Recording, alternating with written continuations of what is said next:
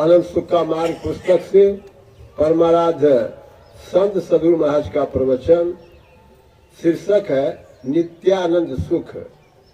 बंदो गुरुपद कंज कृपा सिंधु नर रूप हरि महामोहतम पुंज जास वचन रवि कर्णिकर। प्यारे लोगों, कोई पुरुष बहुत दिनों तक जिए या कोई कम जिए, कोई महाविद्वान होकर जिए या महामूर्ख रहकर, सबको मालूम है कि संसार में कुछ सुख और कुछ दुख अवश्य होता है।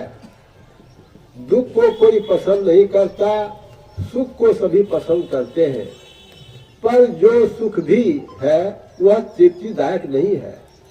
दूसरी बात यह है कि मैं पूर्ण रूपेण से सुखी हो जाऊं, यह चाहना जीवन भर बनी रहती है, किंतु कभी पूरी नहीं होती। केवल संसार के विषयों में लिप्त रहने वाले को कभी तृप्ति नहीं हुई है। जब पूरी तृप्ति नहीं हुई तो यह सुख कैसा? क्या ऐसा कोई सुख है जिससे पूरी तृप्ति हो? आंख से रूप का दर्शन, आंख से रूप दर्शन का सुख होता है और नाक से गंध विषय ग्रहण का, आंख से नाक का और नाक से आंख का सुख कभी प्राप्त नहीं होता।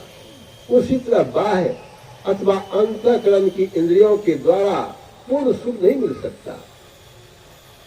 बाहर भीतर की इंद्रियों को छोड़कर जब चेतन आत्मा रहती है तब उसको पूर्ण सुख होता है। चेतन आत्मा का विषय परमात्मा है, उस सुख के बाद दुख नहीं होता और उससे परम संतुष्टि होती है। जन्मांध को नेत्र विषय का सुख नहीं होता, उसी प्रकार जिस पुरुष को आंतरिक ज्ञान नहीं हुआ है उसे परमात्मा प्राप्ति का सुख पूर्ण सुख नहीं होता। वह कहेगा कि शायद सुख है ही नहीं। जिन लोगों को प्राप्त हुआ है वे कहते हैं कि हाँ सुख है, किंतु वे दूसरे को वह सुख कैसे दिखला सकता है? मुर्दा शरीर में सब इंद्रियां रहती हैं किंतु कुछ कर नहीं सकती। उसी तरह शरीर में चेतन आत्मा है, फिर भी साधक खाना पीना भूल जाते हैं।